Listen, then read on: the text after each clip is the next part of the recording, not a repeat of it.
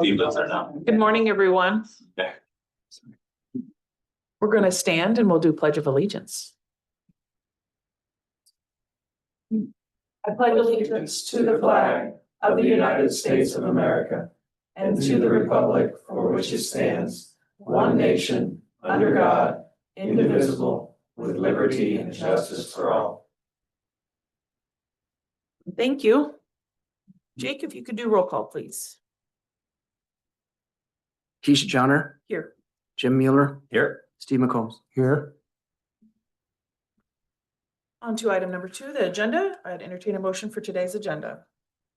I make a motion, we approve today's agenda. I'll support. McCombs, Aye. Mueller, Aye. Johnner. Aye. Item number 3 is communications. Jake? Not for us. No? Okay. Board, any communications? Nope.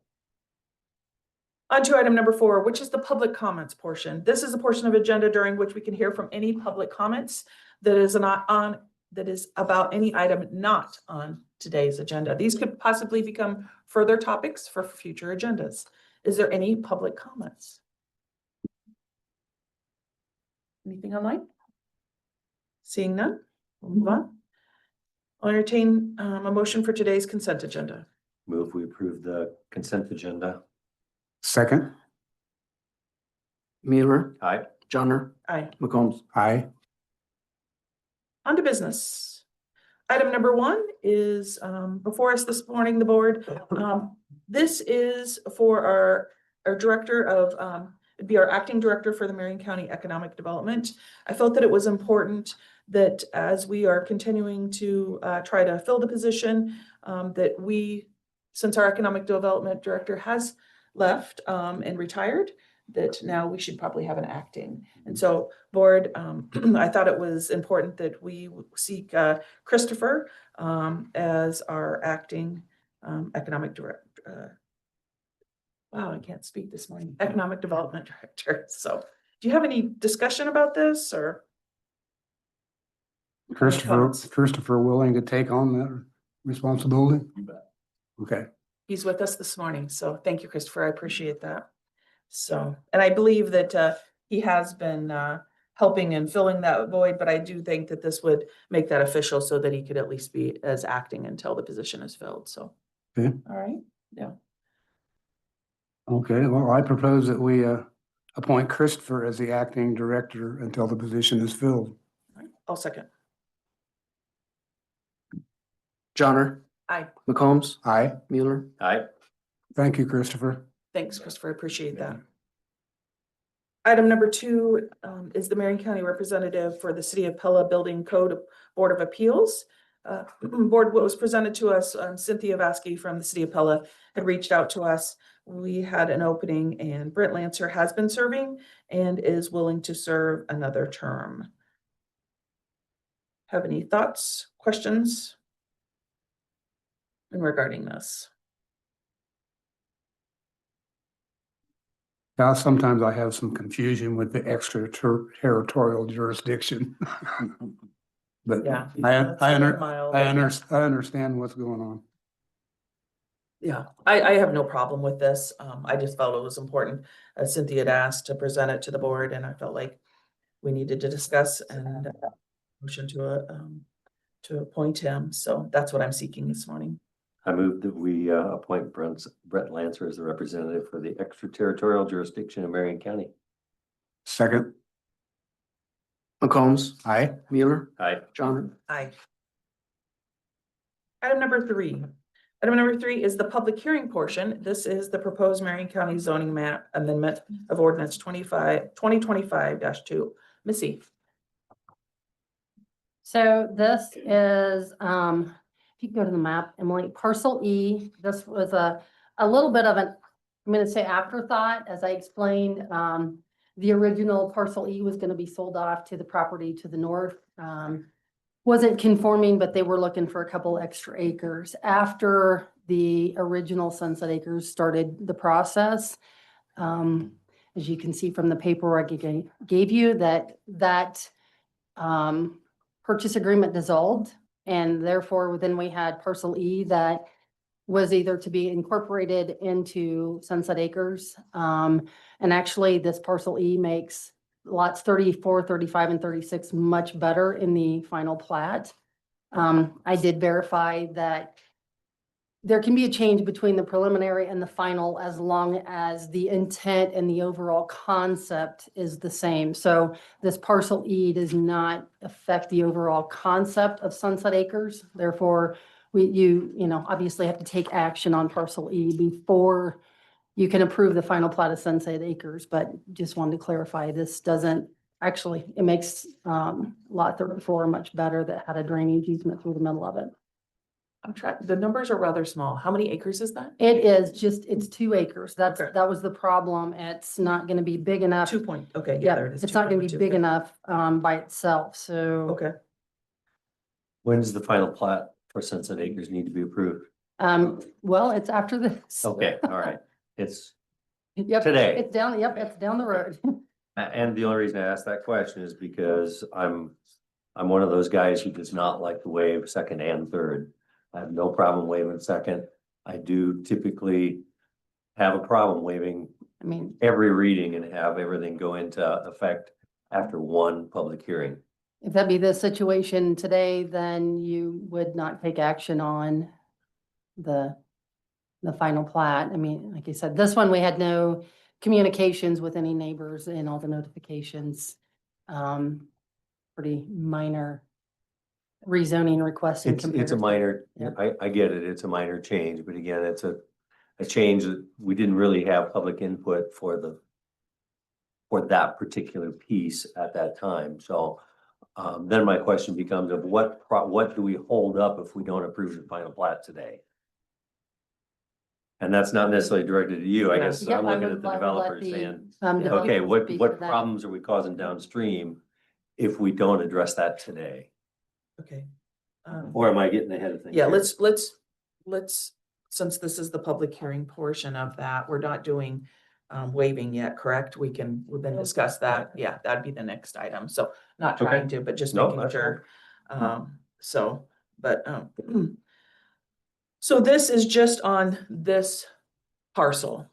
Correct. Yep, Yep, this is just. this is why the public Yep. hearing is just on this So parcel. Sunset Acres, Yep, the yep. 144 acres for Sunset Acres has already been rezoned. You did that. Yep, yeah, okay, yeah. I get it. I mean, is the person that wants this extra 2 acres, was this the original owner then of all this land? No, so this was the buyer of 645 190th, so it would have been the original farmstead to the farm. Okay. He had some plans in the works. Honestly, those plans, have fallen through.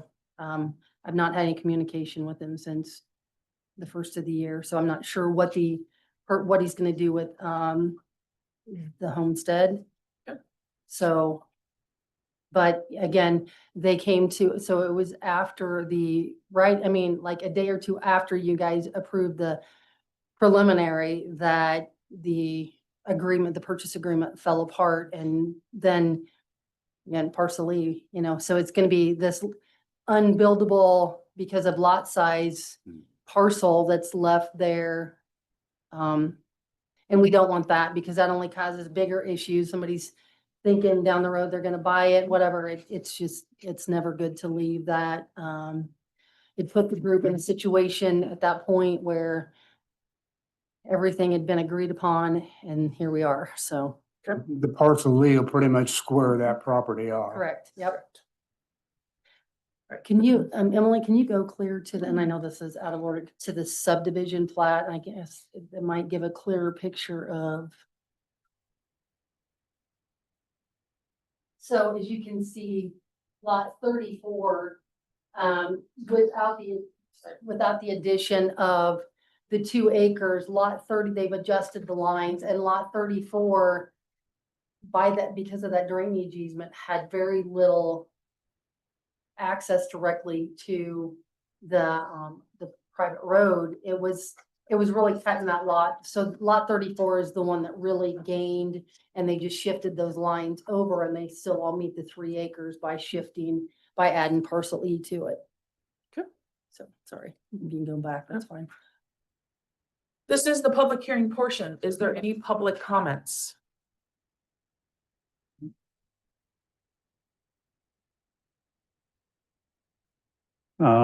We appreciate all the open dialogue about this with all of you and with Missy's help and Brad Udemark from Garden Associates. The neighbors have been very good to work with as well through the planning and zoning meetings. They've been present and asked good questions. So we do feel like we've got a really good relationship going with the neighbors, especially the neighbor to the north. When there was discussions about selling that 2 acres to them or him, his priorities changed and he doesn't want the 2 acres. So that's when it came back to us. So it's not like there's anything adversarial going on with that owner either. And as Missy said, it certainly helps with what we're doing with a couple of those lots, but we're trying not to let the cart get ahead of the horse, but we have several people that are interested in closing on lots already in these first 2 phases. Fortunately, the phases are starting from the south. So this north phase is kind of the 3rd phase, a year or 2 down the road. So it's not paramount that's defined like today, but because the whole development's tied together, it has the potential for delaying permits for anybody that potentially wants to build and keep things moving to be able to build through the summer into the fall of 2025. So, but we respect you have a process as well. So my one question would be is, what is it, what if we have to wait for the 3rd reading, is that 2 weeks? Or is that a month? That would be 4 weeks. That's 4 Yeah. weeks. Yeah, we meet the 2nd and 4th Tuesday of every month. But you wouldn't be able to approve that at the next, it'd have to be a month out? Is that the process? Missy, is that? Well- wait a So, month? I mean, It if can't you be guys 3 would weeks. require all 3 readings, then it's gonna be the. Oh, because Yeah. we're not waiving the 2nd. Yeah, I mean, depending Yes. on what you, Yes, what you choose to do. Yeah. I get what you're That- saying. I thought you were just saying final one, but yes, okay. All right, Because none of these, so as he stated, none of these lots, because they chose to do the whole subdivision as one. None of the lots can be sold, nothing can be done until the rezoning of parcel E takes place and then you approve the final. So you, Yeah, I respect Jim's opinion on the reading, that it just pushes it down the road a little bit. There's probably no difference in the end result, but I respect his opinion on that. And typically with stuff like that, I mean, I recognize that in this particular case, there's no ownership change. There's nothing, all we're doing is making it to conform to the rest of the development. You guys already own the property. It's just if the sale to the other guy fell through, so now you want to include it in your existing. Had that been a part of the original one, would when be we approved the initial plat, the preliminary plat, this thing would be flying through like crazy. Typically, I like to make sure that we have an opportunity for people to have a public hearing where you have the initial plus at least one additional reading before you waive 2nd and 3rd. In this particular case, clearly we've had the discussions. It's not a surprise to anybody. It's been going on for a long period of time. I would forego my concerns or issues of really standing on at least 2 readings in this particular case, because we really already have. Because we've already approved the preliminary plat, so So you're saying maybe waive the 2nd reading and, I'd let them both go. If Okay. I don't want to hold up Okay. development, especially if we have to go 2 to 4 weeks, in this kind of weather. Man, you want to start cutting ground and starting getting things in the ground, so. well, I was leaning that way, but I just wanted to respect Yep, your opinion. nope, and I appreciate that, Steve, but just going forward, especially if it's a new thing, I'll stand my ground, but in this particular case, it's just an add-on to something we've already considered. as I let you know before the meeting, yeah, I mean, there was several houses started in April and at a big sum of money, so there's definitely building going on.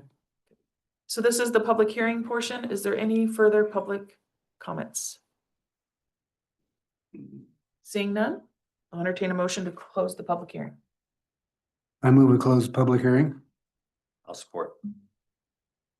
Mueller, Aye. Johnner, Aye. McCombs. Aye. Item number 4 is ordinance 2025-2, which would approve the first reading of the rezoning from current A1 agriculture to AR residential. Do we have any further discussion? If not, I'll entertain a motion. I think we've discussed it. I make a motion, we approve ordinance 2025-2. Approval of the first reading? I'll support. Johnner, Aye. McCombs, Aye. Mueller. Aye. Item number 5 is ordinance 2025-2, which would be waiving the second and the third readings for this ordinance. I move to approve ordinance number 2025-2, waiving the second and third readings. I'll second. McCombs, Aye. Mueller, Aye. Johnner. Aye. Item number 6 is resolution 2025-30. This is the final plat of Sunset Acres subdivision. Any questions? I make our motion, we approve resolution 2025-30, approving the final plat of Sunset Acres subdivision. Any further discussion? Nope, I'll support. Mueller, Aye. Johnner, Aye. McCombs. Aye.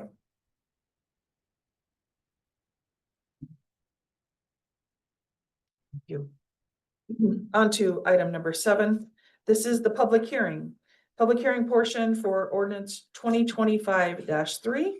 Missy, I'll turn this over to you. So, if you can go to the map, again, this is railroad right of way that was obtained by Two Rivers, it was Otley Co-op at the time, in 2005. And through, kind of correcting some map issues and, getting things straight and squared away, it came forward that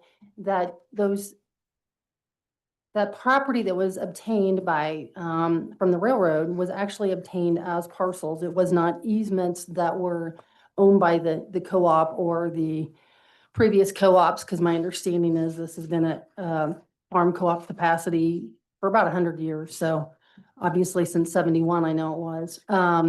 So therefore it was the opinion of Hopkins and Hubner that we need to go through the official map fix of ground that was always intended or presumed to be light industrial, actually was not. So this is the formal process to fix that clerical error, make that map fix. As I pointed out in there, if that's not, then having multiple zoning jurisdictions within one parcel, especially on a very small parcel, becomes a problem. And this was actually brought forth in January 2024, at which point we realized that the proposed easements for the roads had not been done. And so we put it on hold at Tyler and Brian's recommendation until they got through the roads and got the 2 easements that were actually owned by Two Rivers dedicated to Marion County. So we're back to do this map fix. Yeah, this has been in process a while. It's been in process a while. It just, yeah, so. This is the public hearing portion. Is there any public comments? Anything online? There's no public comments. I'll entertain a motion to close the public hearing. So moved. Support. Johnner, Aye. McCombs, Aye. Mueller. Aye. Item number 8 is ordinance 2025-3. This would approve the first reading of the proposed county ordinance we just discussed about. Board, do you have any further questions or discussion? No, kind of a little bit familiar with it already. All right. I'll entertain a motion. I move we approve ordinance 2025-3. I'll support. McCombs, Aye. Mueller, Aye. Johnner. Aye. Ordinance 2025-3 would be waiving the second and the third readings. Or do you have further discussion in regard to this? I'll just make a comment. Clearly, we're not changing any, this is cleanup. It's fixing an error, something that was thought to have been done, should have been done. And there's no changes to any, how the land use is gonna be done or anything. This is just a records cleanup. So I don't have a problem waiving second and third because they're really effectively, there's no changes other than fixing a Correct. paperwork error. So you're making that motion? I will move to approve ordinance 2025-3 to waive second and third readings. Second. Mueller, Aye. Johnner, Aye. McCombs. Aye. Thank you. Thank you. Thank you, Nikki. Missy. Moving right along. Item number 10 is resolution 2025-51, which would be adopt a new load limits on certain bridges located in Marion County, secondary road system. Good morning, Mr. Tyler. Yeah, get used to me standing up here today. Yeah, so the last time we had a bridge posting resolution was 2020, believe it or not. So it's been 5 years. We used to do these once, sometimes twice a year with multiple bridges coming online with lots of legislative changes over the past 6 or 7 years. So, you know, we've been fortunate to not have any new bridge postings come online or even any changes to bridge postings. So, in fact, we've been reducing the number of posted bridges, in fact. This bridge, really, it's the design of similar bridges has been problematic and created load postings throughout time with age and condition. And the most recent inspection, there is a controlling exterior beam on this bridge for straight trucks. Your typical 3-axle dump truck would not be the problem. It's the heavier trucks that are the 4 to 7 axle straight trucks it's become problematic. However, we don't sign for one particular configuration. This posting will be for all straight trucks and being denoted as that with the silhouette type sign. So 28, 40, 40. So the 28 ton will be the restriction on straight trucks, and 40 ton will still be the limit for combination vehicles. So, or doubles or triples. So, yeah, I recommend approval of this posting change as recommended by our consultant, Kirk and Michael. Board, do you have any discussion or questions for Tyler? Nope. Entertain a motion for resolution 2025-51. We need to close the public hearing first. No, this Oh, is that's number the next 10. one. Okay. Yep, no, you're good. Yep, number 10. I got you. I make a motion, we approve resolution 2025-51. Second. Johnner, Aye. McCombs. Aye. Mueller. I jumped ahead. Yeah, all right. You're just seeing how I'm long the anxious. list is. On to item number 11. Item 11 is the public hearing portion. This is the proposed matter of vacating all or part certain road right of way of existing, and I'm going to turn it over, so I don't have to read the whole thing, to Tyler. Yeah, so we were approached by the Lamberts who own the properties both to the north and the south of the proposed vacation. Like we would do in most cases, we pursued this by reaching out to each of the adjacent property owners on this alley in its entirety. So including the blue area, but also the area to the east or to the right on your screen. There was one property owner in opposition because of the alley not really getting any use at this time.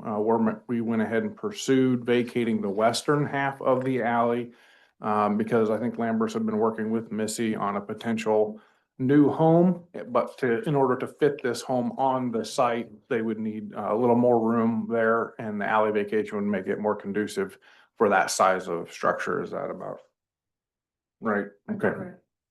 Down the house. And they wanted the garage in fairly decent shape. So they tore down the house and on the lot to the north, and the garage is still in good shape. So they would like to keep it, but the house that they're proposing to put on that lot will not fit without and keeping the garage without the vacation of the alley or going through the variance process. So I told them to start with Tyler, and since they own on both sides of the alley, to see what the thoughts were on that. It's not to say that in the future, if things change, we couldn't pursue vacating this alley in its entirety, but for the time being, we're just approaching it with the western half being proposed. Well, the only question I would have is when you proposed vacating this portion of it and the highlighted blue section leaves the other section open, is that just going to become a place where things park and vehicles and, you know what I mean? Is it gonna, because it's not a through? I mean, that's always a possibility, whether the alley is vacated or not. probably already Many is. alleys aren't accessible, even though they are public right of way. And that, you know, there could be trees or other things obstructing that, and it appears to be a dead end halfway through. You know, we would just approach that like we would any other issues in the right of way. All right, this is the public hearing portion. Is there any public comments? Seeing none, entertain the motion to close the public hearing. So moved. Support. McCombs, Aye. Mueller, Aye. Johnner. Aye. Item number 12 is the resolution 2025-50, which is the Attica Alley right-of-way vacation. Board, do you have any further discussion, comments? Just have one real quick question. When we vacate that alley, the land itself gets added to the deeds or to the rolls of the associated properties. How do we determine which piece that alley goes to? And is there any fee associated with making those changes and selling that vacated land to the new owners?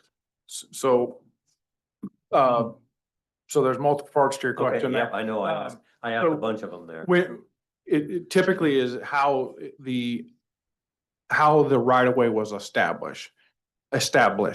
Typically, county road easements or right of way are by easement, and typically half the road came from the adjacent property owner on one side and the other half to the property owner on the other side. We would then do after a vacation, we would then do a quitclaim deed, and that recording of that document we would do at the county, and then that would go back on the tax roll to the adjacent property owners from which it was originally acquired, from which the easement was originally acquired. So currently, alleys can be tricky because some of our old unincorporated towns were coal mine settlements, and establishments are kind of unclear. And I'm actually speaking on this at upcoming county engineers conference. So they can be a little bit tricky on how it was originally acquired. Sometimes, like subdivisions that we have now, sometimes they're platted as a parcel, sometimes they're by easement and recorded as such. So it can just depend on how they're acquired. In rare instances, we have right of way by fee title, in which there's a separate process of dissolving and getting that back to basically the original property that it was purchased from has first right of refusal on that.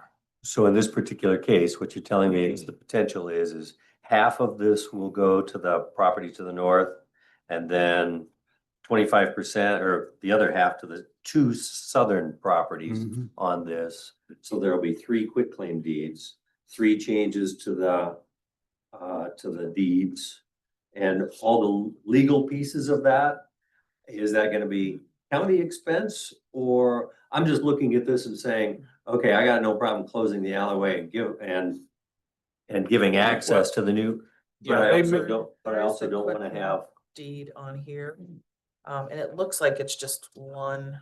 Yeah, once we have the legal description, the quitclaim deeds is it's basically inserting the legal descriptions for us. Now, in this particular case, it's the same owner, they may have it in different names. In this case, it is the same owner. And then if they want to parcel it differently, then they can go through other channels at the county Correct. to pursue that. I just want to make sure it doesn't cost us any money in order to get it added to somebody else's property. No. That's the brass tack No. of it is I just don't want a bunch of legal expense and stuff to fall on us. Jim, No, I mean, it, speaking on my years of experience, I dealt with this all the time. A quit claim deed is not necessarily transferring property. It's just quitting any claim to the property you may have. Right. So it does not necessarily a legal document to transfer property. It's just quitting claim. Right. So, yeah, no, but I'm not saying if the property owner then doesn't come back and want to reparcel, combine parcel, whatnot, that Ann and Missy don't get involved in that. I mean, you know where I'm Oh. going, right? I just Yeah. don't want to create a problem. that would 3 be up to years the or 5 property years down the owner. road. That would be up to Yeah. the property owner to bear those costs.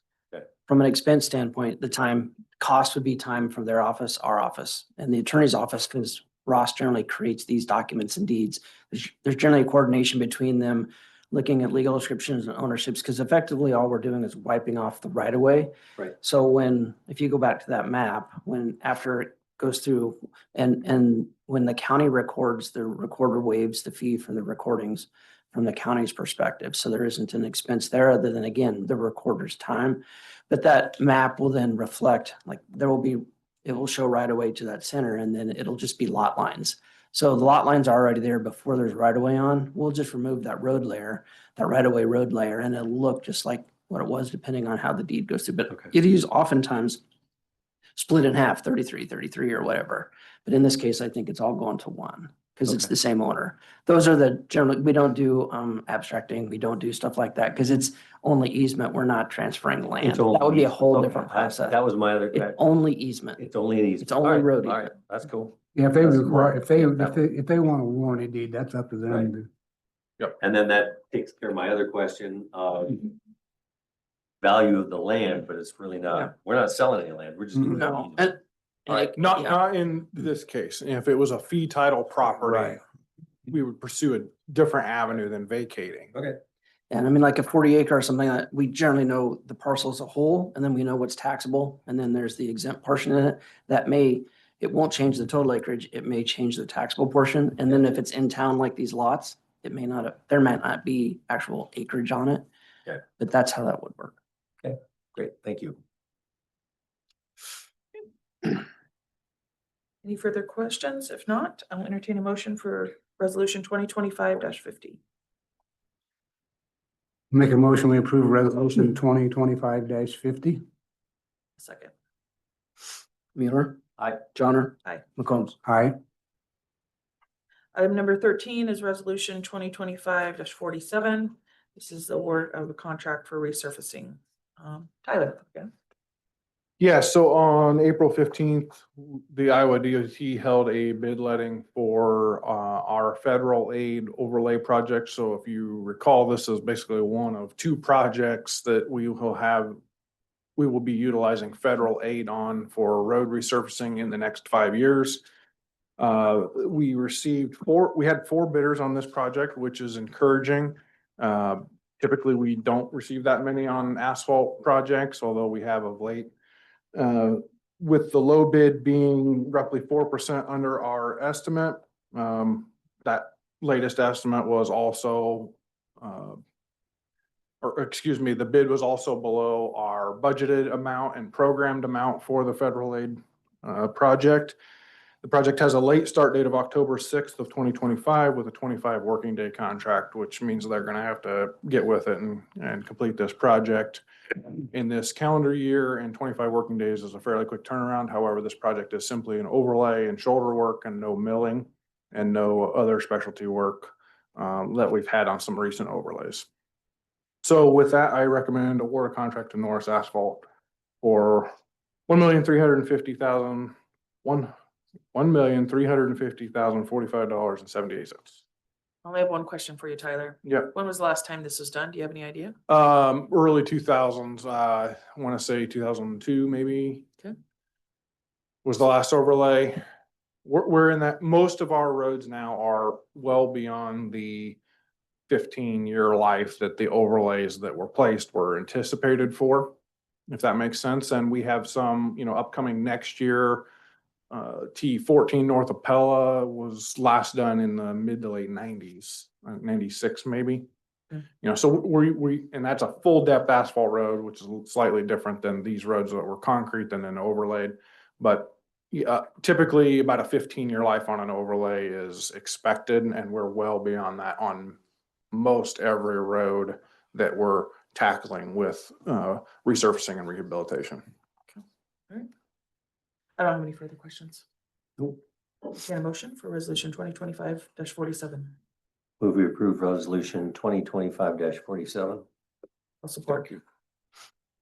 Johnner, Aye. McCombs, Aye. Mueller. Aye. Moving right along, item number 14 is resolution 2025-55. This is the road department junction 92 shop project change order number 4. Tyler?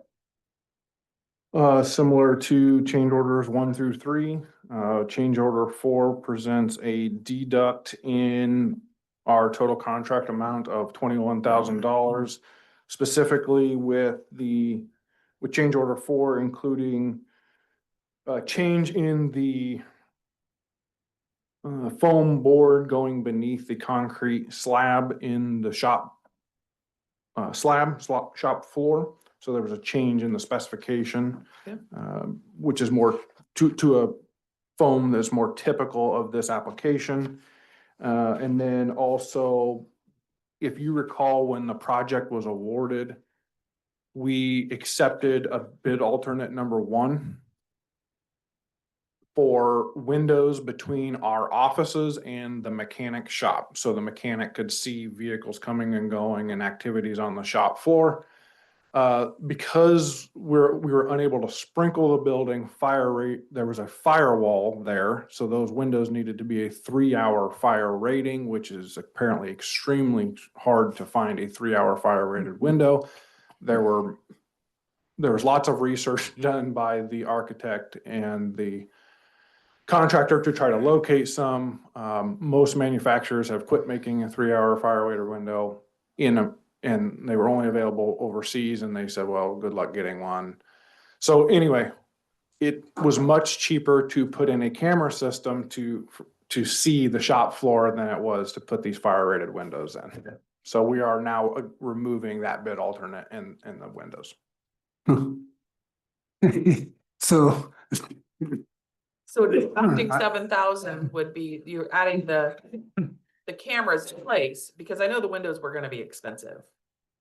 Yeah, in fact, Bryholtz Just- was the cheap. I think most of the contractors had like a $30,000 or $35,000 bid alternate, with Bryholtz being 7 for these windows. Oh, is that what? Okay, Most that's all of it was. those, Okay. I think they were gonna, take a loss on this anyway. to me, some of these But- requirements is just absurd. But we've looked at camera options, and that's a much cheaper and better option probably anyway, because they'll have full view of the shop. If a vehicle's parked right outside these windows, seeing part of it anyway. So, but we do want our shop supervisor to have that visibility if he's in his office, to know what's going on if someone falls or has a medical issue or something like that. We want to be able to see that.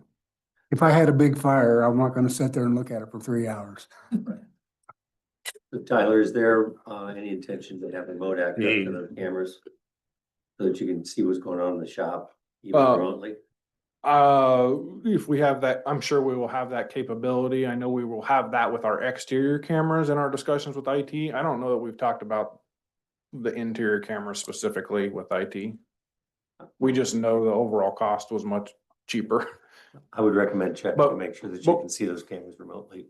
I'm a big proponent of remote access to cameras. Yeah, I mean, we can sure have those discussions when that time comes. Yep. I agree. We gotta have some kind of visibility there, Tyler. I agree, but I just don't like the idea of people telling me how I gotta do Surely not. it. Surely not. All right. Any further questions? If not, entertain a motion for resolution 2025-55. I make a motion, we approve resolution 2025-55. I'll second. McCombs, Aye. Mueller, Aye. Johnner. Item number 15 is resolution 2025-48. This is the award the contract of the Wabash Railroad Bridge demolition, also known as the Dollar Bridge. Tyler? Yeah, so we had a we had a bid opening for the Wabash Railroad Bridge, commonly known as the Dollar Bridge over the Des Moines River, for the demolition of that historic structure. We received 7 bids. 7 bids were open that day with the wildest range of bids that I've ever received, which normally I would take offense to as the engineer putting the project together. But, there are definitely some unknowns and some complexities with this project, with river levels and whatnot, and people's approach to doing the demolition, which we left fairly wide open intentionally to give contractors the flexibility to perform the work as they see fit, as long as they did it safely and protect adjacent properties and met the requirements of all permitting and whatnot. So the low bid was Boulder Contracting LLC from Grundy Center with a bid of $268,500.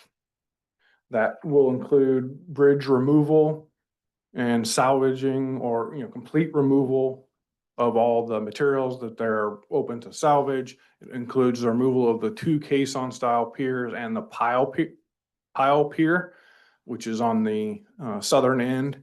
The concrete pier in the river will remain, as well as the 2 bridge abutments. So this includes removal of the 3 high truss spans as well as the 2 approach spans.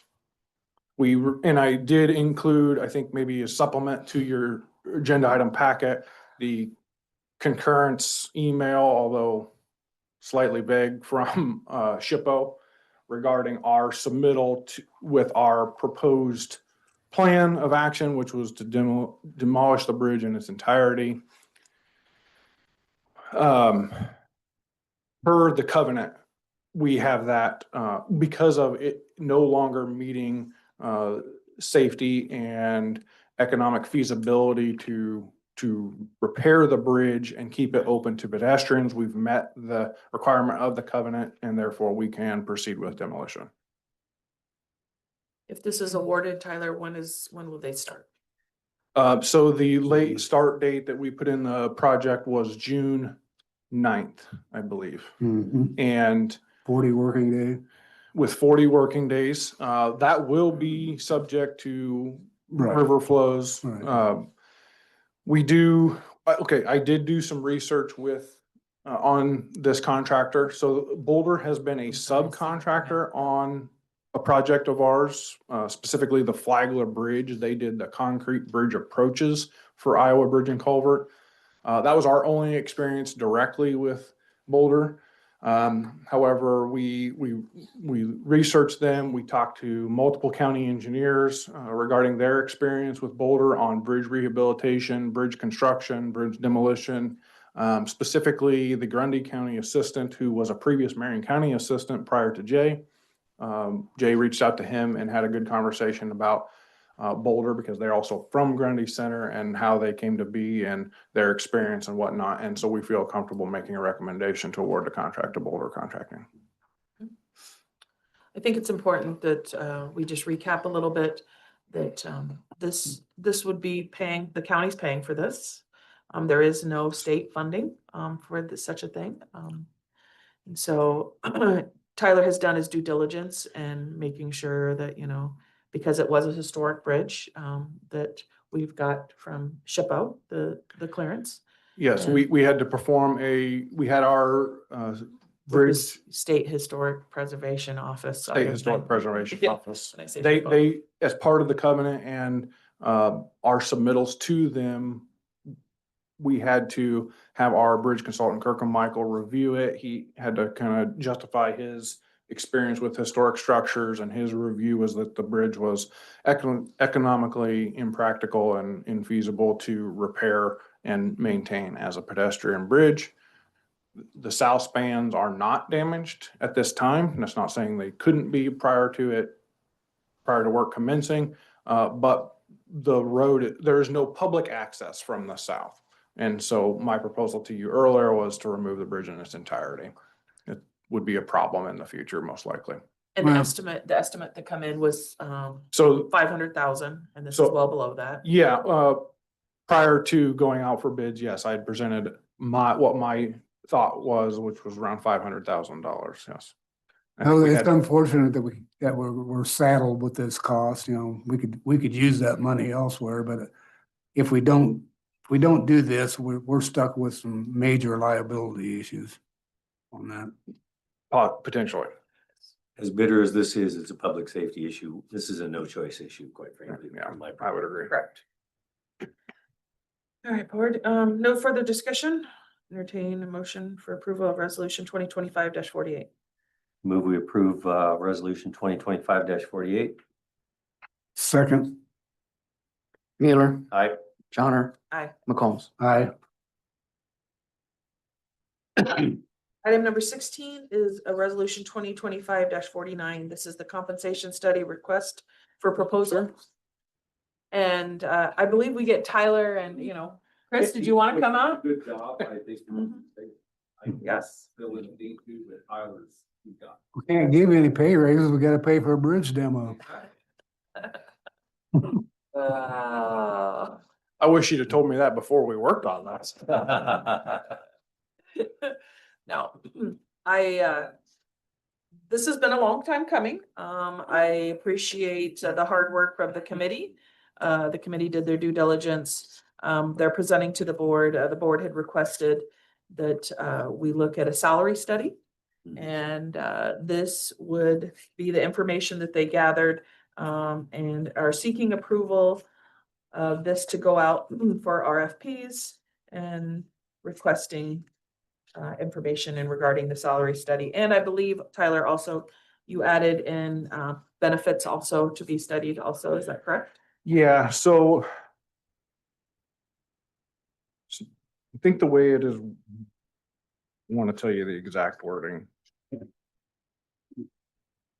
A benefit benchmarking study, high level review of current benefits to adjust to remain competitive and be able to meet ongoing attraction and retention. So it's kind of a high level review of benefits. So the public fully understands we've never done one of these before, and we felt that it was a time that it was needed. I think we as a board discussed that multiple times at the budget session. I have reviewed it. I appreciate it. There's only maybe a couple different things, just some minor tweaks, but nothing big. We have Development Commission. I would prefer it to say Economic Development. There. Is it right? Who's asking? Yep, that's. Does it include the public information officer? I mean,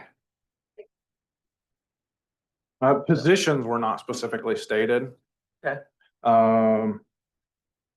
County elected offices were detailed as well as other county departments were detailed, but not specific positions. I think that is, and were you planning on when they did the visits, then they would tell them what their job entailed? Yeah, we gave them a general number of job descriptions, number of full-time employees, part-time employees. But yeah, individually, they would meet with each department. All right. And as I said, on behalf of the salary study committee, this was a kind of the final draft. If there are revisions that you see fit, to meet the intent of this board, we would, welcome those suggestions and changes. What I would like to point out, I'd be happy to answer any questions. I know Chris would love to also. But I would like to point out the timeline here. So we are asking for submittals on June 13th, with the anticipated final award of the contract on June 24th. So we would receive by June 13th, so fairly quick turnaround here, and then a fairly quick turnaround on our side also to get a recommendation to the board for June 24th. In order to keep the project moving with an anticipated July start commencement with December 1 as the submittal deadline. Yep. Also note, board, and for those that are elected, this does not include the elected officials. It does include their staff, does not include elected officials and their deputies that are tied to their salaries. I would just like to say how impressed I am and thankful that the committee did such an exemplary job and so detailed. Clearly, this is something that you guys have spent a lot of hours discussing, ferreting out, and making sure that we were as inclusive of all aspects of a survey that we would need in order to make good, educated decisions on things. So compliments, kudos to you, all the members that participated in this. It's very Very well detailed and impressive. I appreciate your effort. I believe I should tell Thank the you. whole committee, you're making me look good in this letter, so I appreciate that. Thanks for taking I the was time. gonna say that Okay, Chris, Nestaby, Missy, Poffenbarger, myself, Christina Van Vark, and Michelle Kingery. Yep. And then I recruited my office manager, Tammy, as well. thank you, Tammy. We appreciate that. Just a quick question. I understand the electeds not being a part, but like a chief deputy or lieutenants or sergeants that are below, is there a reason like they weren't included to be able to do comparisons for other, I guess, entities with that? We put staff. Okay, I Yeah, that- thought you said it, they No, weren't I just included. was talking about. The like, elected itself. Yeah, so. Just the elected itself, elected office staff, not to include elected. Because the state officials. does that. Okay, Yeah. but the chief deputy, lieutenants, the sergeants are included. Okay, Correct. perfect. Board, on the back page is a list of, they have an exhausted list, and which is very detailed. I appreciate that. We can send a study out. I have reviewed some, and there is some side notes. I definitely think that, some of these that we should be looking at. What I was seeking here. Go ahead. And we did some, sorry, I didn't mean to No, you're interrupt you, Keisha, but we did, Tammy and I had done some research kind of preemptively ahead of the study even. And then Lisa had provided this list from the Society of Human Resource Management Okay. is where this list Started started from. Then Tammy edited it for me upon receiving references from other counties. So there are a couple do not recommends on here from Mhm. other counties as well. Couple that are not on this list would be the Austin Peters Group, which I believe is what the city of Knoxville utilized for their recent study, and Baker Tilly, which was, I think, one that Lisa had reached out to. You'll note that Condria and Associates, Story in Dallas County are listed there, but Winneshiek was another one that later provided a reference. I just added them to the list this morning. So there's 3 counties that use Gallagher came to the top quite a bit, JER. Yep. HER group. Yep. And yeah, so I'm happy to send this to as many as you want, or you send it out, but there's 5 there that I had highlighted as potential. Yeah. And then we could look at maybe some other Midwestern options as well, but I'm willing to take suggestions there. Board, how would you like to proceed with getting this sent out? I mean, I'm not here to take a ton of time. I believe, is this something that you would like, myself and Lisa and work with the committee and just communicate with them and say, hey, this is who we think we should send these out to? That's the way I Okay. go. I'm good with that. Okay, so, again, kudos to you guys. Thank you. I really do. I appreciate your hard work on this. I know that I kind of threw this on you guys. The board kind of said, okay, here, but I do think it's vital that we have the participation. I think I want everybody to understand that, this is something that, we have thought about, but also I wanted you guys to be involved because it affects, you guys as electeds or whether it's, department heads, it affects your departments. And so we appreciate your willingness to work with us on this. With that, what I'd like is if we're good with this, we'll just entertain approval of the resolution. We do need to make some minor changes. There's just a couple of wordage, but nothing big. So overall, I'm fine with that. But Jake, are you good with just approving the resolution with some minor changes, and then the board will, myself and Lisa, and we'll work with the committee on getting the RFP sent out? Yeah, from my standpoint, yes, because the resolution is authorizing you to do the letter. And if you guys are in agreement with the letter, I think that's the intent of the resolution. And Okay. All right. Jared's not raising his head, so I assume that's okay. Okay, all right. So with that, there's no further discussion. I'll entertain a motion for resolution 2025-49. I move we approve resolution 2025-49. I'll second. I second. Johnner, Aye. McCombs, Aye, Mueller. Thank you. Thank thank again. you. Item number 17, this is the audit service agreement FY 25 through 27. Jake. So this is the one everybody loves, but we're required to have an annual audit, and we actually have a very good relationship with the firm that we've used for many years. I'll just flat out tell you, I recommend continuing using Terpstra Hoke and Associates. We have used them for several years, and we use them throughout the year. They help us with our MB&A, our audit report. They answer questions throughout the year. We have the ability to email them. They're a local firm. The principals that are now Terpstra Hoke were longtime employees of the firm, and have purchased in the last couple of years and actually have a home base out of a storefront in Knoxville. They do many county audits and school audits is their main focus, along with some income tax work during that season, but their main focus and expertise is audits. It's becoming difficult to find firms that will do audits.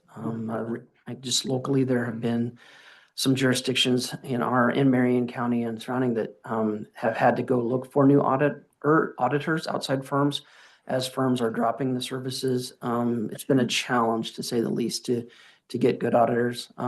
We feel like we don't have any concerns about the longevity because they're quite thorough and they're quite affordable. We went to some surrounding counties. Just as a side note, you can see there is a slight increase this first year. They're giving us a total not to exceed of $47,000. If we have to do a single federal single audit, that would be an additional $3,000. That's actually, we've had to do that for many years, do the single audit, but because some of the federal awards, the grants through public health, ARPA, those things are changing, we may not have to do that step this year. So then they've kind of changed the structure of their charge, but it's a not to exceed 47 for the first year, and then slight increases for the next 2 on this 3-year agreement. We get annual service. I guess just to compare a couple neighboring counties, just because it's kind of nice to see, we reached out to them. Warren County uses the Auditor of State for their services. When you looked at their billing, the Auditor of State billed about 1,000 hours, and it was 86,533, and Jasper was 87,057 for between 950 and 1,000 hours service. So I don't know. I just feel like we'd like to recommend this, and Michaela's not here today. She had to go to training, but she indicated to me her support of Terpstra Hoke as well. I think, Jake, I also think this is kudos to both you and Michaela on your due diligence, and we appreciate how effective you are. And I know working with Terpstra and Hoke, we've had a longstanding relationship, and I agree with you. I know that a couple years ago, a lot of people were having to seek new audit firms, and it's gonna get very pricey. So, yeah, they've been excellent for us. So I see no problem with this, but Nor do I. I'd move ahead. so motion to approve the resolution. Or It'd be a not- 3-year service agreement. Yeah, it wouldn't be a resolution. It's just a service agreement. Move we approve the service agreement. Second? Mueller, Aye. Johnner. Aye. McCombs. Aye. Number 18 is the Marion County Special Event Application. This is Flag Day Program, DAR, Daughters of American Revolution. I believe this is something they've asked before for the the courthouse bandstand. Yeah, I Was believe this is an everybody- annual request, and I don't believe Anna was going to be available today. I think this is just a grandstand thing only. Chris shaking his head like he has no issues. Okay, all right. Yeah, I don't see this being an issue. We've done it multiple times. Seems like it's 10 to 10:30, so it's a half an hour type event. So they don't need the toilets. Yes. No further questions. I'll entertain a motion. I move we approve the special event application for Flag Day program. I'll support. Johnner, Aye. McCombs, Aye. Mueller. 19 is Marion County Special Event Application Freedom for Youth Ministries. Back to program bash. Oh, wow, we're already talking about like school, you know, not school hasn't ended. So, but I get it and I appreciate their, you know, promptness in getting us this. Oh, this is also Anna Homestead. So So this isn't, if you don't mind, I don't this is annual one as well. They've done this program. Yeah, Freedom for Youth has done it several years and they do the caveat here, maybe if, I think maybe the next page. They do take over, I believe they approach the city of Knoxville and take over the street and the parking lot. So there does need to be coordination. Again, I don't think there's a problem. We'll try and put a message out. I don't want to speak for Chris, but we would need to notify, and I think they generally want the parking lot a little early that day. So we all need to vacate. yeah, it looks like setup time is 3:30. Because they start at 5 and are done at 7. They Chris, has this ever been an issue with the courthouse? So I have no issues with it. Typically, they've been really responsive about leaving both entrances open and setting up after 4:30. So just note to staff on those days when the street is closed for events like that, 4:30 really needs to be drop dead time to leave the parking lot. It's usually exiting through the alleyway Okay. to get out, but they have been really responsive in the past to leaving that open, and I'm totally in favor of it. Okay. We'll communicate with the clerk of court. The judges are the ones that need, we'll probably need to just want to make sure they understand. Yep, okay. All right, no further comments, entertain a motion. Will we approve the special event application for Freedom for Youth Ministries? Back to program bash. I'll second. McCombs, Aye. Mueller, Aye. Johnner. Aye. Item number 20, this is the VA campus and City of Knoxville. If you'll recall, last meeting board, the City of Knoxville had presented to us in regarding the VA campus and some changes that they had maybe proposing and talking about. So I decided that I thought it was important that this be submitted back to us again, so that we could further discuss. And then we're all here and we can ask questions. And yeah, so Glenn Lyons is with the City of Knoxville is here. And Glenn, I know that we kind of use the same layout. I don't know that you have to go in full detail. I think what we need to probably further discuss, and I kind of made myself some notes here today. We are some subdivision possibilities.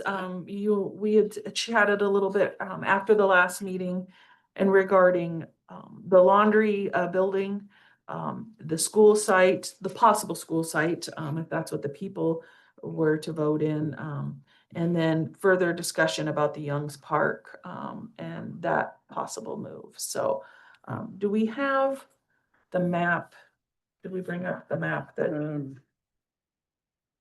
If you go to, I'd say page 4 where you see the street layout, one after this one. You see the way the floor plate was for the VA campus. We've superimposed the street system that we're looking at. The green is phase 1. The other colors are subsequent phases. The blue would be the direct connection to the laundry building. And on the east side of the blue, you have the possibility of some building lots there. But there's another version that looks at taking the whole east side into the expanded Young's Park, with the exception in that southeast corner of a multi-residential site that could accommodate about 36 units. And you also see the ball field site in the northeast corner there. It sides up to the railway and faces Highway 14. So the subdivision, the minimum subdivision would be to subdivide the right of way makes sense to subdivide at least the 8 lots on the west side. They could be serviced and sold since we've got to service the laundry building and the laundry building itself. Okay. That would be a quick fix, but short term. If the school proceeds or more of phase 2 development occurs, before long, we're going to have to do the lift station and build the extension of Willits North into the VA. So it may make sense to subdivide that right away. The yellow, the running north-south on the west side of the map, and the orange across the front of the potential school site, connecting to the laundry building site as well. So you're saying this, or is that what Yeah, you're saying? Okay. I made a point here. Can you give him maybe the hand mic? For sure. I could just raise my voice. No, yeah, it's all right. Just, we want to make sure everybody that's online can hear. Oh, what a wonderful dog. I don't know if anybody can see you there, Glenn. Where can we see here? But you can see, I guess, here. Yeah. This is the connection that we need a right of way for the laundry building. That's the minimum. Putting this aside, we're gonna talk about that. There are 8 single-family lots here, 60 feet in the interior, 70 on the corners. We can I believe it's on. Yep, you're on. we can sell those for a net 30,000 each roughly. If you want to do this, at the very least, you can carve this off as a separate parcel. This is a connection that we'll have to make to service the school. We could subdivide the right of way and the school site at the same time or not. The struggle with this is, on the one hand, every time we have a proposal to do something, we have to go back through the process. But if we do too much too soon, what we think is going to happen changes. So Glenn, if the laundry and the school site, which we call it the school site, but really it'd be a 10-acre area, that if the school and the people voted for that, otherwise, if it wasn't, then could be just further development. Right. And in the Veterans District Concept Plan that council approved and we brought to the Board of Commissioners and you endorsed in principle, we've identified the alternate use of that site as being residential. And given its configuration, it would be a perfect site for a townhousing project. It could be subdivided into single-family homes as well, depending on the market demand. But it would be 10 acres of developable real estate that would make its own contribution to Marion County and Knoxville. So just to recap, to make sure that those that are online and the public here, out of, is it 34 lots? You've got 30 of them sold, is that correct? How many is in phase 1 in the green? In phase 1 in the green, there were 34 lots, 30 are sold. And then, of course, across Pleasant, that was part of phase 1 as well. We have the 2 developers building 104 units of townhouses and apartments. Okay. Also, the next step would be to go north, correct? Right. Yep. Until we have the lift station, the only direction that we can develop in is north. We're pretty limited in what we can do in that direction, either side of Veterans Boulevard, possibly the next street to the west. Not much more after that. The lift station is, the lift station and the sanitary and storm lines that, would come together is about a $2.9 million project.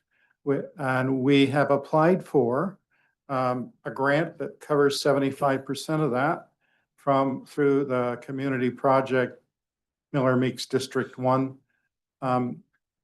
section. They were very gracious. We had to decline a $2.7 million grant for the civic building because their budget wasn't approved. And they allowed us to convert this into the sanitary lift station, et cetera. So if that grant were to come through, then we have an opportunity to open up more land sooner. But right now, we can only really go north if you take the north-south streets in the green, and we could go north a block and that's about it. All right. So board, I do think there's something that when we talk about the subdivision portion of this, to sell the laundry building, we would need to do the subdivision. And also knowing that they have, which is a good thing, they've got 30 of the 34 lots sold, they need to continue to expand. And so that building being, sold and subdivided would be very beneficial, I think, for the continued progress.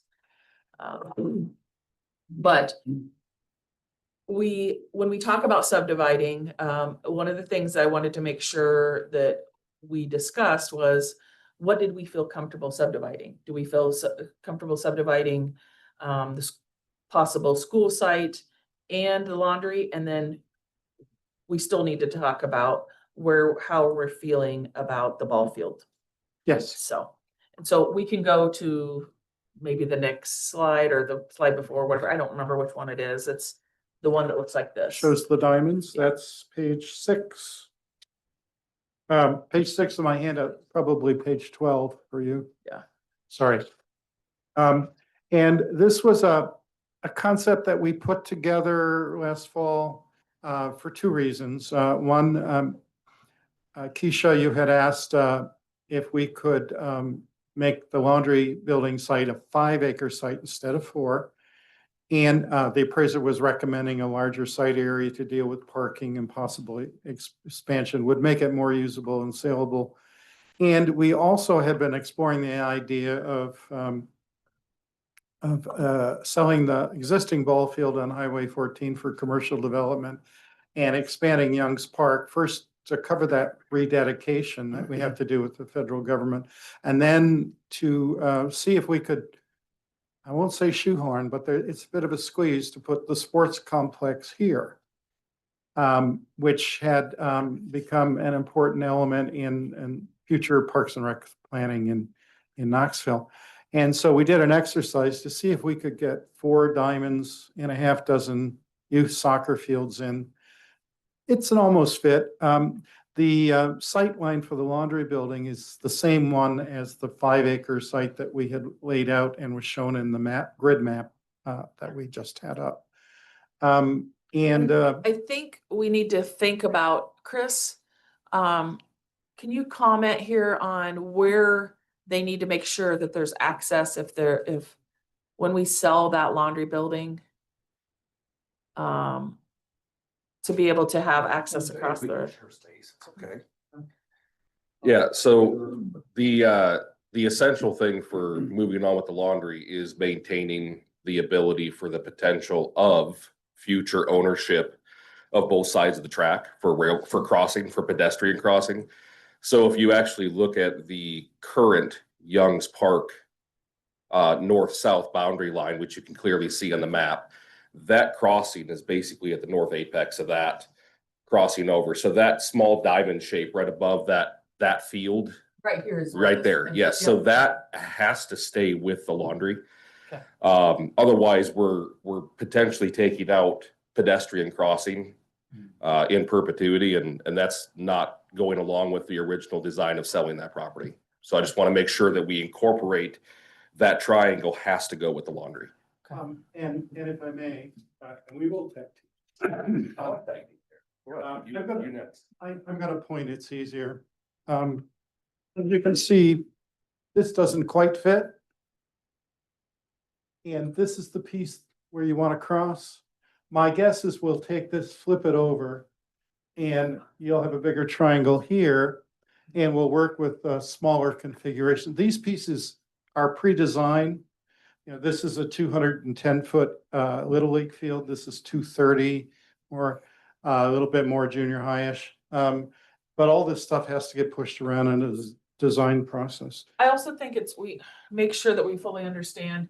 So the city currently, this is where it's kind of unique, because the city currently owns ground here. Yep, and then down, Here, and then it goes, yeah. across. So section. You can see the line Yeah. here. Yeah. So the commercial lot would be this ball field that there has been interest They're seeking ultimately to be able to sell this lot. Asking for the county if they would be willing to move back here. And then they would sell with the proceeds of this would to pay for that. Is that correct or attempt? I know. Well, we that haven't it's- worked out a land deal, okay? No, we haven't. But I mean, it- I need to think big picture so that everybody Right. kind of understands what the ask is. Well, and we have a lot of moving parts. Yep. But we had been approached by Aldi. We signed a letter of intent to sell it for 419,000. To do that, we have to replace the park dedication. And we've done some appraisals based on their standards. But that 400,000 that we'd probably net would go into replacing the diamond. A new diamond is about 250,000. And so it's, you know, when you're working on a park improvement, it's not too long before you spent the 400. This concept is probably 2 million, about $250,000 for each diamond, plus some improvements to the washrooms, maintenance building, and obviously doing the fields. The appraised rate for that R2 land was about, I don't have the numbers in front of me, about 35,000 an acre. And the city's land was appraised, Yellow Book, again, the federal thing for the transfer at about 37 an acre. It's 3.25 acres, so we were up around 140,000 an acre in the Aldi offer. So it's worth more than the feds let us appraise it for. Yeah, a lot of moving parts, but Yeah, I mean, in addition to that, we put the million into the blue line to increase to Back create to the the 8 road. lots that are probably worth $250,000 for you, Nat, and to service and access the laundry building. I don't know the value of the property, but we've all been working toward that deal because it should benefit us all. yeah. Board, do you have questions? Comments? I don't have a question, but I do have a comment, and this is only based upon prior experiences, especially with ball diamonds and athletic facilities and those kind of things. And you even used a term that quite frankly had popped into my head when I looked at this layout, and you know, we've shoehorned an awful lot of stuff into a very small area. And quite frankly, you're not building anything for the future. It doesn't look like it.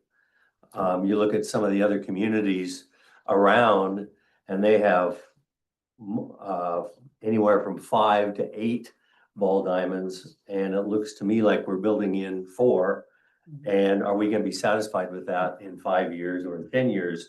What's our growth? What's our plan in the future? And again, I recognize I've not been a party to this No, it's fine. to this process.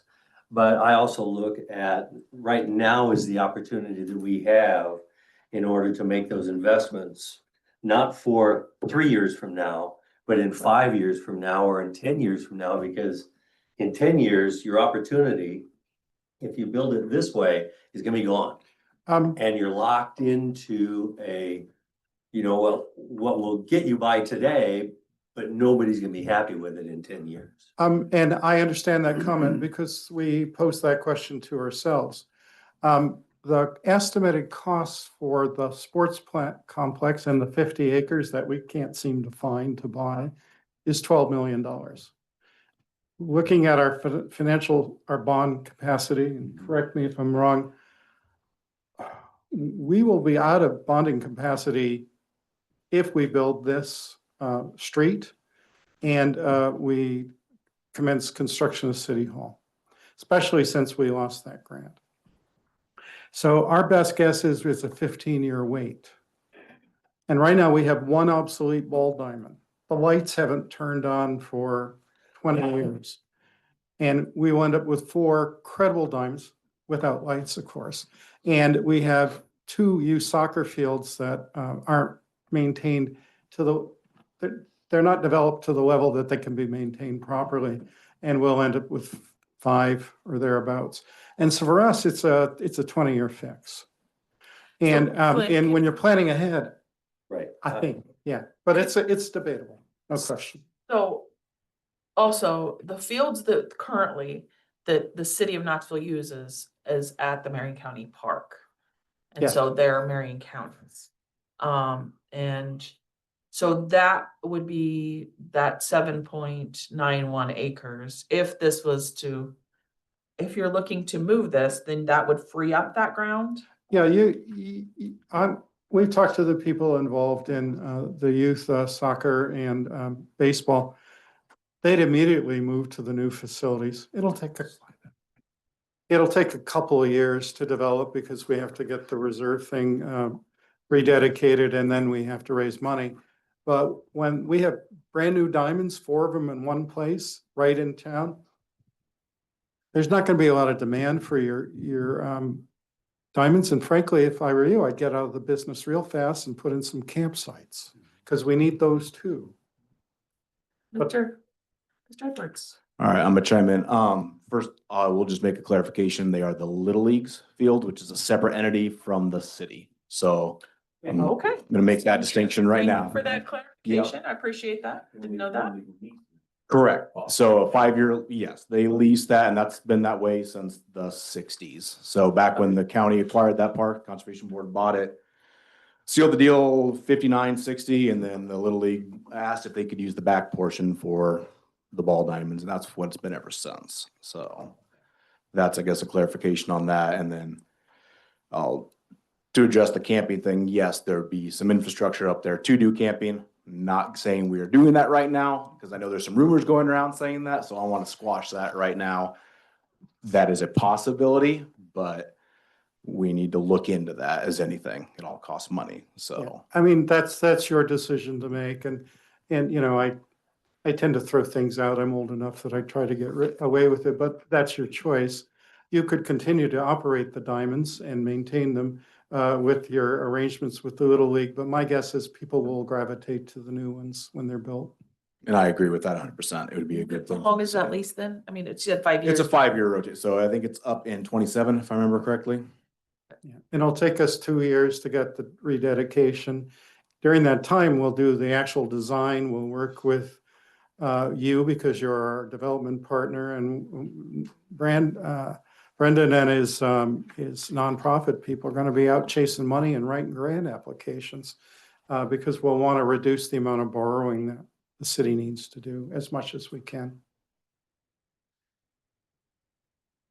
Again, my original point was, I think this is, I get affordability and I get those issues of, you know, this is what we can afford to do, but I still think that this is, putting it in this particular footprint is gonna lock you into something that you really can't grow. Yeah. And again, we've got we've got a significant amount of land, even still part of the VA complex, that quite frankly has not been identified over on the west end. Again, I don't know what the elevations and those things are over there, but there seems to be a lot more room and availability over in that area. Not necessarily around the park, or around the lake and the pond, but I think there's some other opportunity over there that might provide growth into the future, and having the parks and things there, or the diamonds and things there, might also spur some additional residential development in that area so that you're close by. Again, I'm throwing options out there because right now I look at that VA campus as a blank screen that we can draw things on, and again, I'll just express my concern. I'm one guy out of 3, and that is I think we have an opportunity. The city has an opportunity to say, you know what, let's build something for the future and not just plop it where it fits and you know. When you, if I may, when you Sure, go west of the yellow line, Willits, Yep. Independence, we call it north of Pleasant, the terrain gets there's too much gradient. And so we're either building on the east side of Veterans Boulevard, or we're putting that park, if we're going to do it, on the west side of Veterans Boulevard. And the more valuable residential land is away from the railway. I think, although we're partners in a land deal, a decision by the city to spend $2 million putting this together, for the next generation, I'll say, 15 years or thereabouts, plus a couple to, be able to begin it, versus waiting that period of time and trying to put together a much bigger complex. It's probably a decision for them to make. Yeah, I'm just offering my opinion. Uh, I got no vote in that. no, I I'm understand, just- but we have a partnership in the land, and so your comments are helpful. I'm just trying to think outside the box, but yeah. Go ahead, Brandon. I just want to throw a couple of comments in on the, Sure. on the kind of, squeezing everything in. Obviously, that is a concern. In a perfect world, we would have a bigger space. And if we do outgrow this, I think we can turn that into just a soccer complex. So if we find land in 10 years and we see that there's a need for 5, 6, 7, 8 ball fields, we can take this next 5 years and show that we have that need. I think we start here, and if this turns into 12 soccer fields in 5 years, and now we have 8 ball fields on the outskirts of town, I think there's an option. But like Glenn said, when you go from 1 ball field and 2 soccer fields out there to this would be huge. And not to speak for Kale, but those ball fields out there they need some help. So I believe that would get Little League over here, and we would have all those entities all in I one I space. took a tour with Kale out there the other, Yep. a couple weeks ago, and you're right, it's not primo country out there. No, tucked in the back corner. It's hard to get in and out. So this would set us up for a while, but I will agree, it's not going to set us up for 50 years. But I think in the midterm there, I think it'd be. I do like your point of, in 5 years you outgrow this, then it becomes soccer. Yep. And then move the ball diamond somewhere else, but. Yep. Show the need, we get the support, get the sponsors, those types of things, and we can actually show them this success. Like I said, I'm just somebody that builds. Yeah, no, that's I build a good for the concern. future, I plan for the future, I Yep. don't build for today, necessarily for today. I'm just gonna chime in with one more thing so obviously the Little League came back to the Conservation Board back in the 60s. The Conservation Board said yes, frankly, for the kids. I was one of those kids that played there, so I'll be the first one to admit it was a good thing. The city could use that, and we're the only county that I'm aware of that leases or at least allows a Little League to utilize that. Conservation is separate from Park and Rec, and it'd be a good thing, I guess, in my opinion, for the city, wherever they decide to do it. But then it'd free up space for the county conservation board to do conservation minded things. The park, Young's Park itself, and being able to relocate it, it's 3.25 acres. You would need approximately at least 3.5 acres, minimum, to Right. redo that park to be able to sell that lot. That is something that you would have to have, city would have to have ownership in, correct? It couldn't be a long-term lease, couldn't be Right. anything. What we would do with you, assuming we got the whole deal worked out, and probably the easiest thing to do if you're still interested is to set up a little group to work on that deal. But we would do a conditional purchase agreement with you, subject to the, with a negotiated price somewhere between $1 and X thousand an acre. And that we would take possession if the federal government, National Park Service approved the rededication of that land. We then sell the one ball field site, but we'd only have enough money and land to put in one diamond. So we'd have to ask ourselves whether we really want to go through all that effort. Because it's only one diamond, right? And the timeline to get the clearance, on Young's to be able to move it someplace else, you're saying a couple years? They because- say 12 to 18 months. I'm giving us a few months to put an arrangement together. Our application goes through Iowa DNR, that usually we spend a month or two on that. The feds are pretty quick on their review, but they have to circulate to the native bands in Iowa. Because if they can stake a claim on it, they have that right. And they don't have a timeline to respond. And so it's usually a year to get them all in. Now, when the VA was selling the land to the county, the GA went through that whole process with the Aboriginal bands, and they didn't stake a claim to the land. I doubt that they would now. Well, board, I just wondering what your guys' thought process is. We can kind of take this by a little bit of by chunks. How are you feeling about the subdivision on the laundry building and then the school? The 10-acre site. I don't like to call it the school site because, but ultimately it's a 10-acre site and, you know, yes, that's where the school would go. But I don't want to mislead people, if Well, that you makes can sense. call it a future development site if you like. Future development site, okay? That, and then do you want to try to set up a committee to try to work and try to figure out what the next steps are on this portion? I guess I don't know what you We guys are already have a thinking. committee. Well, but I meaning like, is if there's still to be able, we're not making a decision, meaning like, you know, necessarily, I don't know what you guys are thinking. Are you yes, no? I hear Jim's thoughts, you know, and Yeah, but I also know the city, they know what they have to work with. They know what's best for them. You have a committee. If you're giving them a positive nod to try to work something out, we'll roll up our sleeves and figure out a land deal, and it'll come back to both you and the city with a yay or nay. I'm happy to work with them. I'm still here for 5 weeks before I retire and leave the country.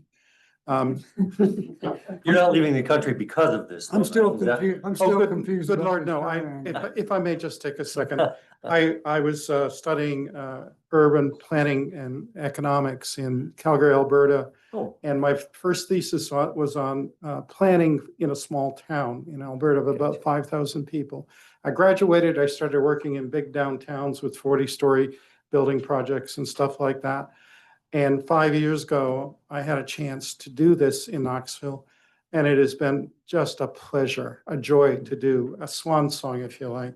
So, yeah, I mean, I'd even talk retainer to my handlers, but I rather think this isn't the time for that. Why is this triangle, where'd Chris go? Oh, Why is this triangle an important addition to that? What, I mean, they're a pedestrian access, why can't they just? Yeah. There's still an access and The current pedestrian right there. access, and if you look at the the, current ones. Right here. yeah, it's right about there and it comes to about the property line. The issue really is topography. So it drops off pretty steep if you were to move it to the west. Right here. Yeah. And so we're basing it off of what currently works, what's currently been in place. The topography is why that place was originally used. Is it ideal? Probably not, but is it a place that can be, you know, when ownership is on both sides, is it something that the railroad's willing to work with? The way I understand the answer to that question is yes. But the key is having the accessibility for ownership on both sides of that current crossing. yeah, and if I may, that triangle, it can stay in the county's ownership if that's helpful. If we reorganize the soccer fields the way I described, 1 instead of 2, there's even room for a corridor there after you sell the corridor back to Veterans Boulevard after you sell the laundry building. So that can be worked out. And we can easily locate that crossing. hey, Brian, I don't want that to hinder Right. any of this. We let's can- have you use the mic, so Why couldn't the crossing be right there? Yeah, Yeah. it can easily adjust. It's not an infrastructure piece that's, you know, a big cost. So, I just have.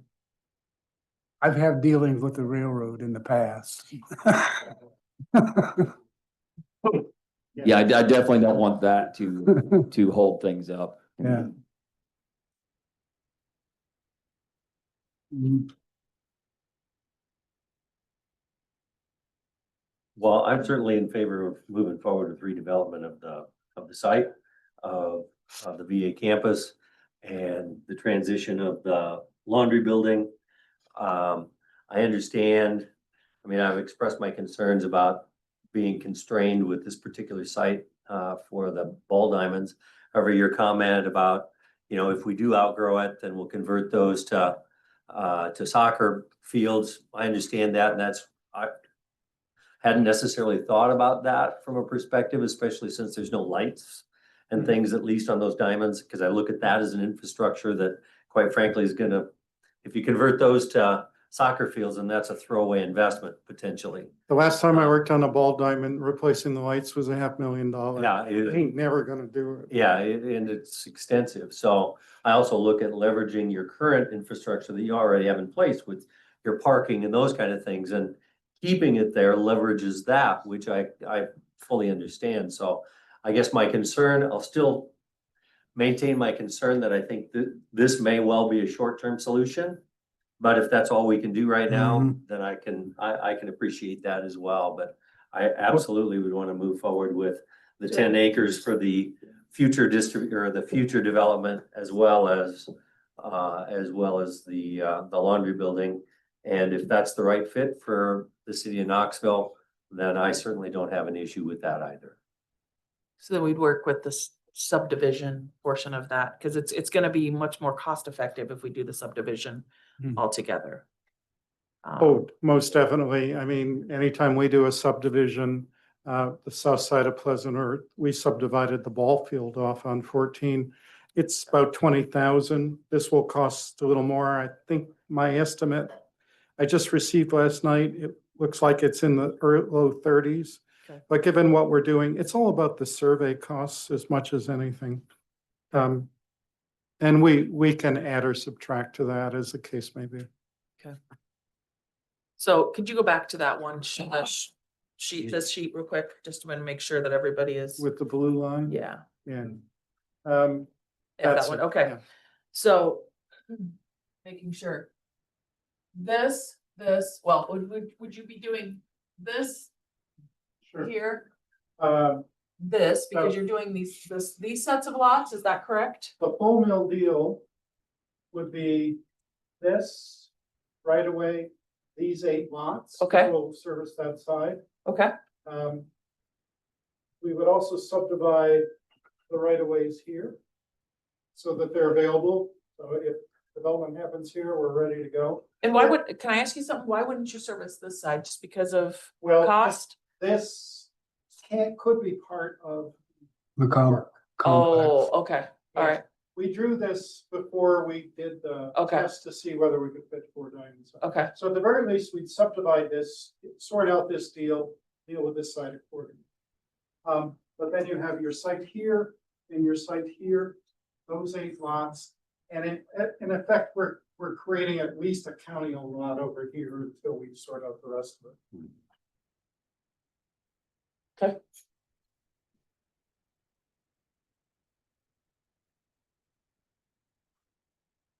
All right. Any further discussion? No, I support what Jim.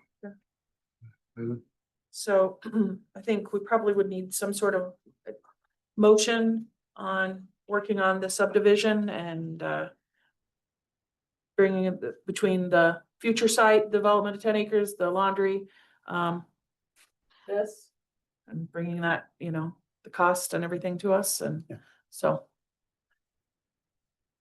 So what would you like us the motion to be, Yeah, Jake? Whatever you guys, are you looking for to move forward to get a cost estimate, or you want to go ahead and order a subdivision, that type of thing? I guess that would define what your motion is with the city. Go ahead and go proceed with the subdivision. Okay, in the past. Go ahead and.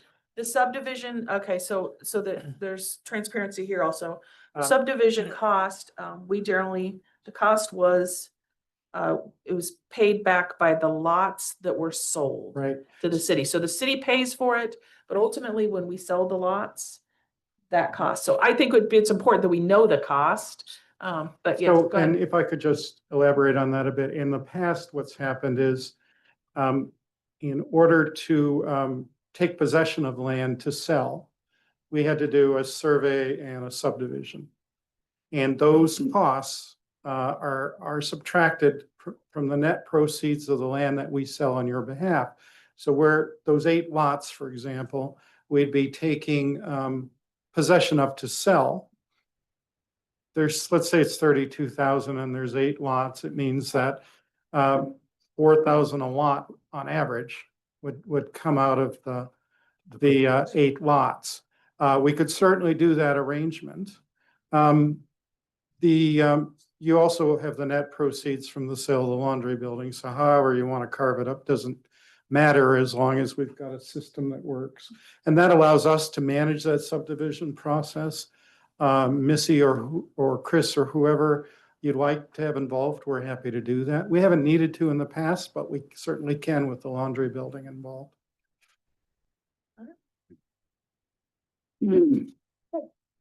So need a motion to go ahead and do subdivision, of the sites that we discussed. I'll move that we proceed with the subdivision development of the VA lots to include the laundry building, the part of phase 2, the 8 lots associated with that, and then a layout for the potential 10-acre additional development to the west of the laundry facility, as well as the extension and expansion of Young's Park. I'll support. Good job. Mueller, Aye. Johnner. Aye. McCombs. Aye. I'd like to thank you for your time and consideration and in some cases patience. There are a lot of moving parts, but Chris, we're building something special there together. it is. Yep. No, I appreciate it. And Glenn, thank you. You and Marilyn both. I'm sure I'll talk to you before you leave, but we do appreciate everything, you know, and the collaboration and working together. We appreciate that. So thank you. This Yeah, is a no. very unique situation. Cities and counties don't get along. Item number 21 is Board of Supervisor updates. Mr. Mueller, do you have any updates? My only update is we are continuing to review the applications for economic development position, and there should be some news coming on that shortly. Okay. Mr. McCombs. Do we need to remind everybody about the courthouse, that courthouse closure? Good job. Yes. Friday? During communications, I didn't have that wrote down, but yes, courthouse closure. Friday, And it's just the courthouse. yes. For the Yeah. power. It's for the power. Yep. Generator. So we're installing the generator. So Yeah. courthouse, don't come to the courthouse because it will not be open. And I have a landfill meeting tomorrow. I don't have any further updates. Entertain a motion to adjourn. Move adjourned. Second. McCombs. Mueller, Aye. Johnner. Aye. Aye. All right.